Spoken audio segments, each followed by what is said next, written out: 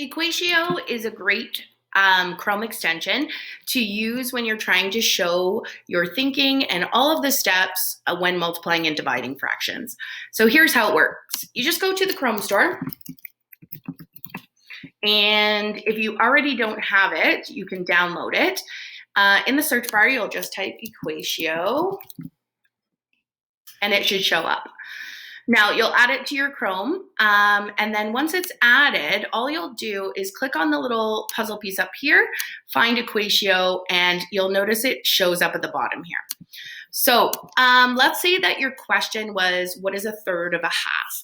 So one of the skills or the tools that I like the best on here is the handwriting to the math question. So here's how it works. In the handwriting section, using your mouse, you can write the question. And what it does is it turns it into beautifully orchestrated text.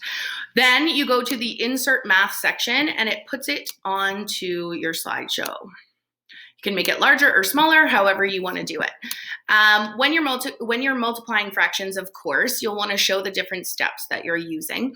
So the next thing you could do possibly is go to the draw tool.